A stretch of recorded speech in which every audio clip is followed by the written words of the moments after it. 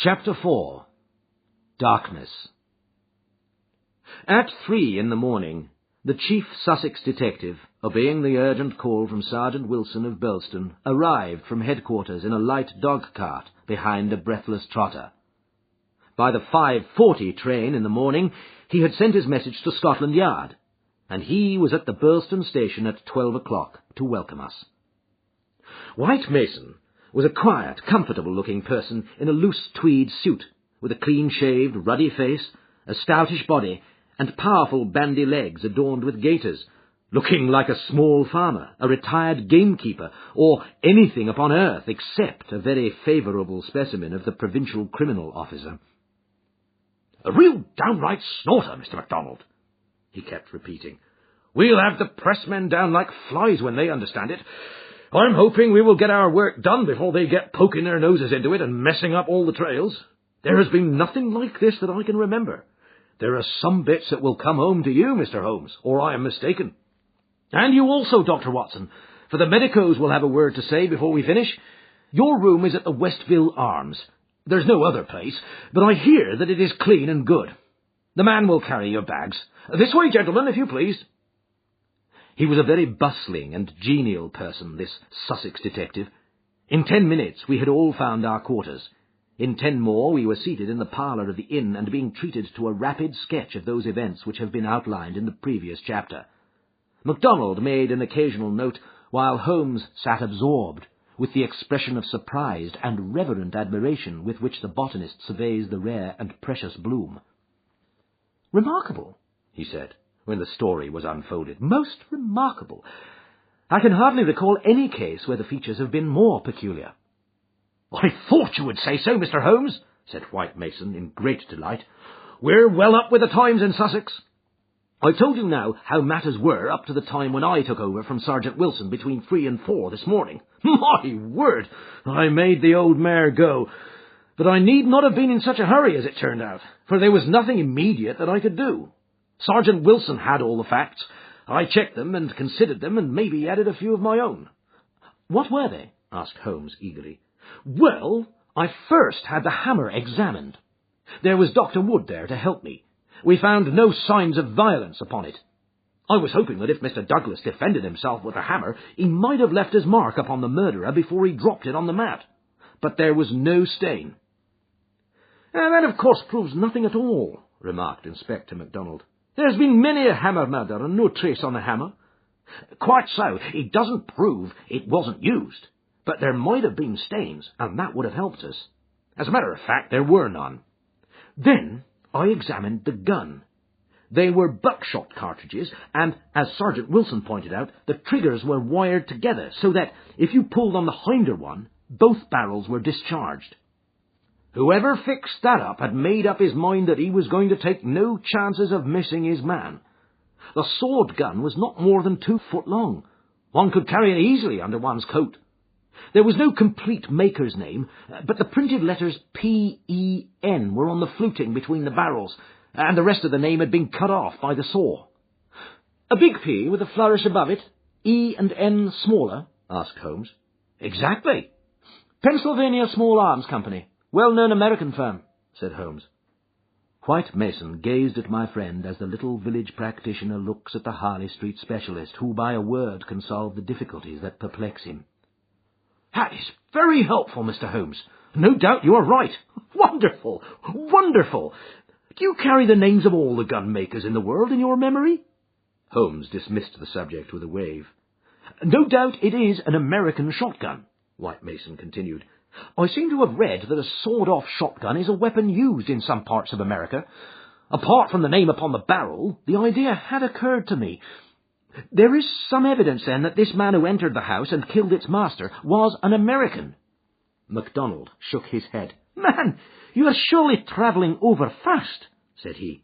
"I've heard no evidence yet that any stranger was ever in the house at all. The open window, the blood on the sill, the queer card, the marks of boots in the corner, the gun, nothing there that could not have been arranged. Mr. Douglas was an American, or had lived long in America. So had Mr. Barker. You don't need to import an American from outside in order to account for American doings." Eames, the butler. What about him? Is he reliable? 10 years with Sir Charles Chandos, as solid as a rock. He has been with Douglas ever since he took the manor house 5 years ago. He has never seen a gun of this sort in the house. The gun was made to conceal. That's why the barrels were sawed. It would fit into any box. How could he swear there was no such gun in the house? Well, anyhow, he had never seen one. MacDonald shook his obstinate Scotch head. I'm not convinced yet that there was ever anyone in the house, said he. I'm asking you to consider... His accent became more Aberdonian as he lost himself in his argument. I'm asking you to consider what it involves if you suppose that this gun was ever brought into the house, and that all these strange things were done by a person from outside. Oh, man, it's just inconceivable. It's clean against common sense. I put it to you, Mr. Holmes, judging it by what we have heard. Well, state your case, Mr. Mac, said Holmes in his most judicial style.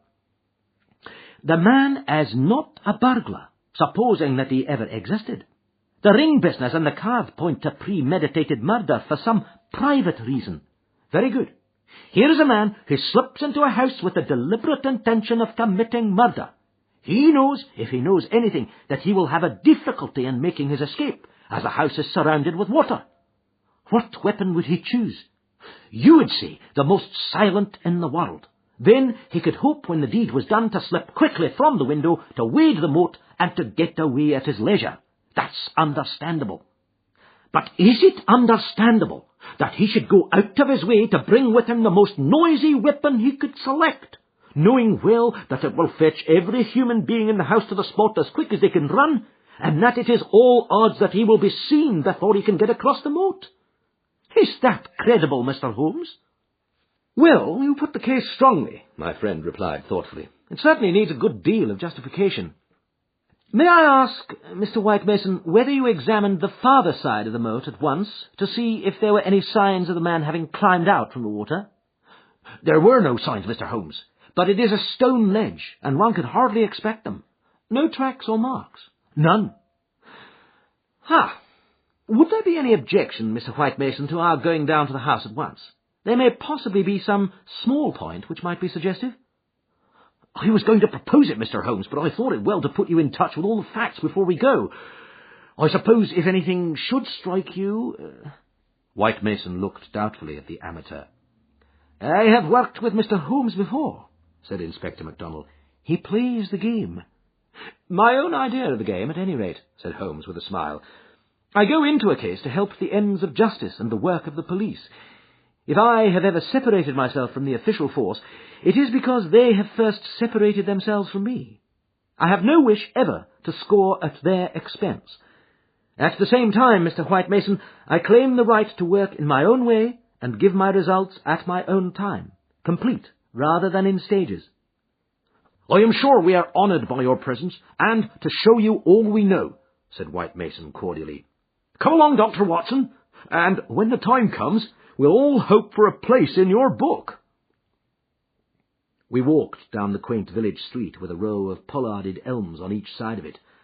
Just beyond were two ancient stone pillars, weather-stained and lichen-blotched, bearing upon their summits a shapeless something which had once been the rampant lion of Capus of Birlstone.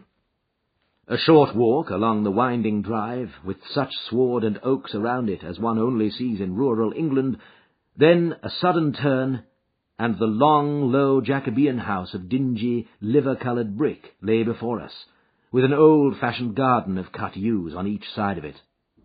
As we approached it, there was the wooden drawbridge and the beautiful broad moat, as still and luminous as quicksilver in the cold winter sunshine.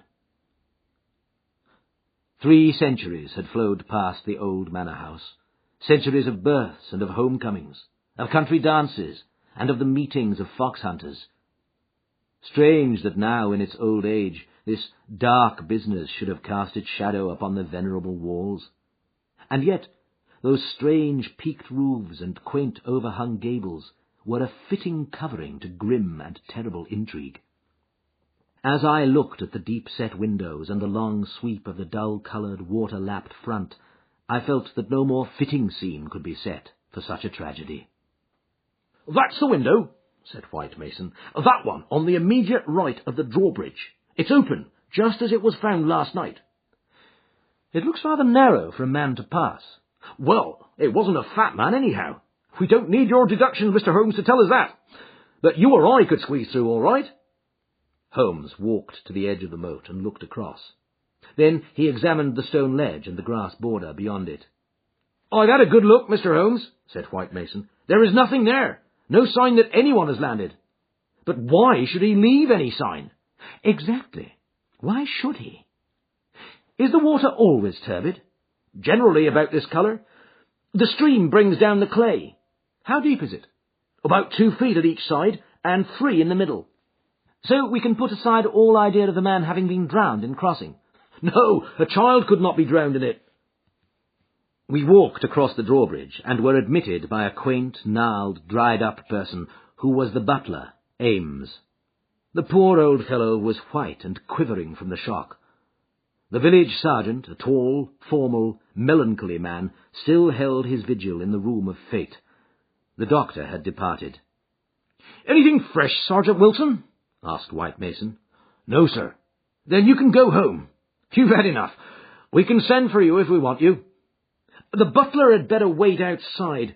Tell him to warn Mr. Cecil Barker, Mrs. Douglas, and the housekeeper that we may want a word with them presently. Now, gentlemen, perhaps you will allow me to give you the views I have formed first, and then you will be able to arrive at your own." He impressed me, this country specialist. He had a solid grip of fact, and a cool, clear, common-sense brain which should take him some way in his profession. Holmes listened to him intently, with no sign of that impatience which the official exponent too often produced. "Is it suicide, or is it murder? That's our first question, gentlemen, is it not?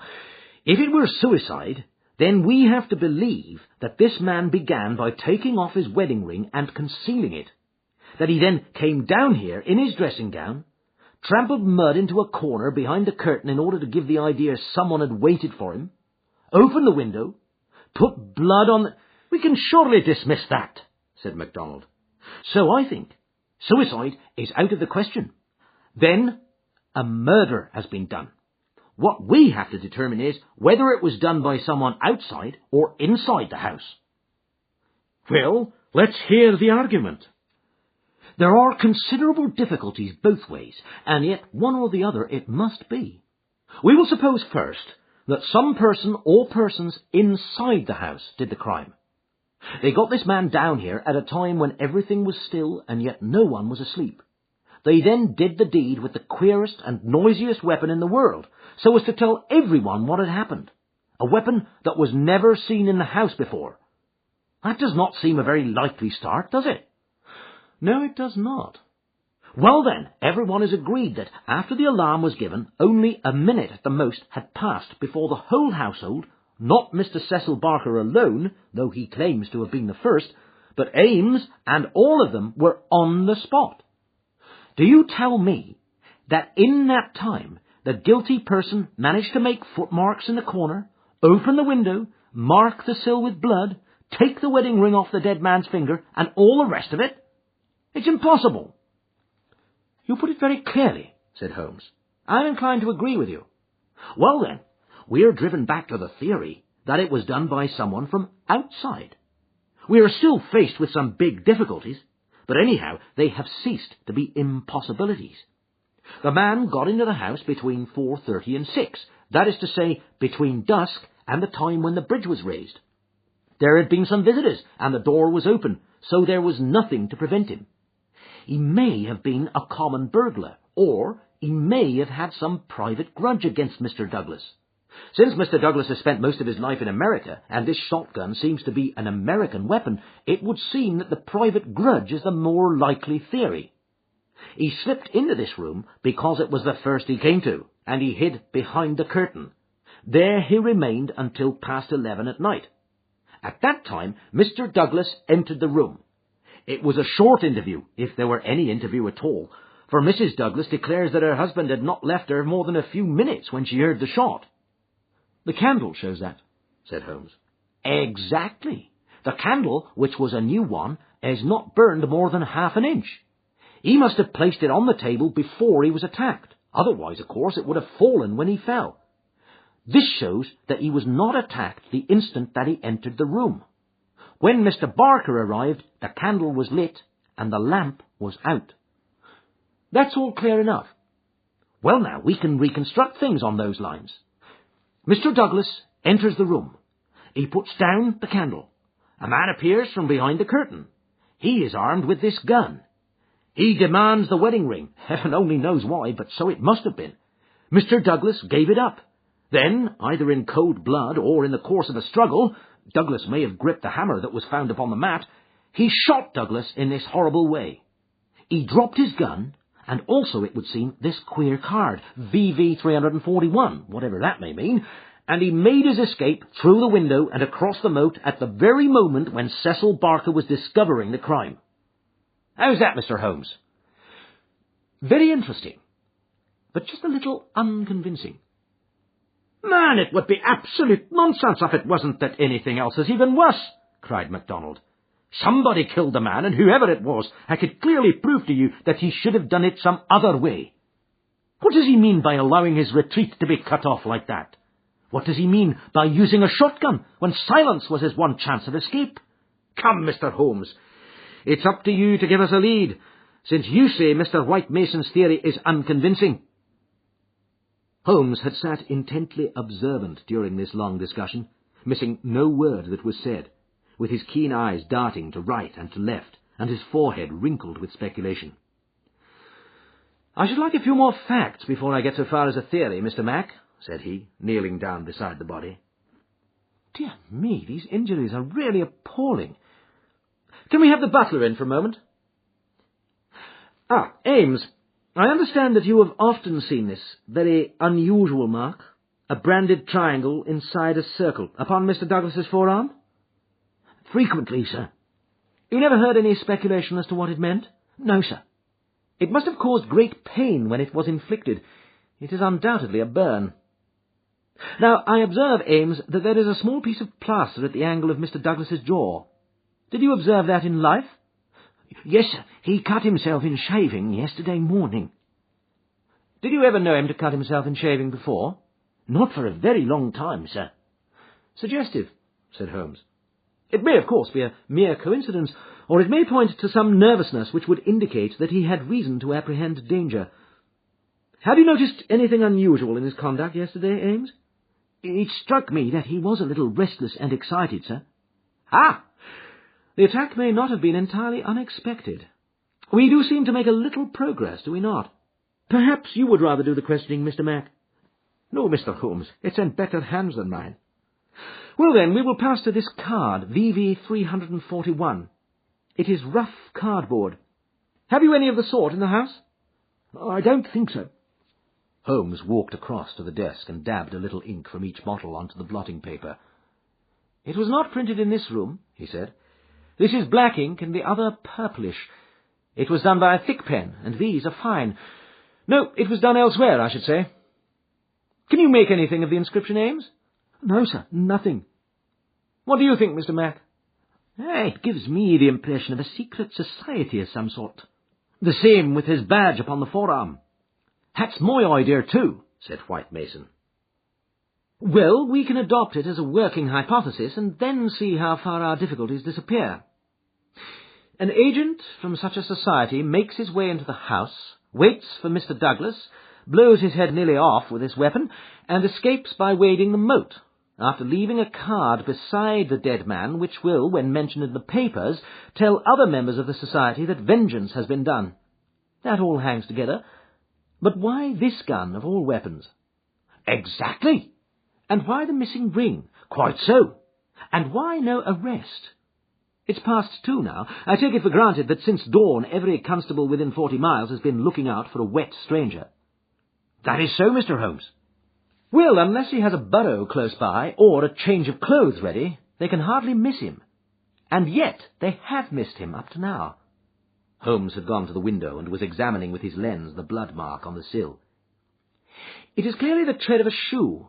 It is remarkably broad, a splay foot, one would say.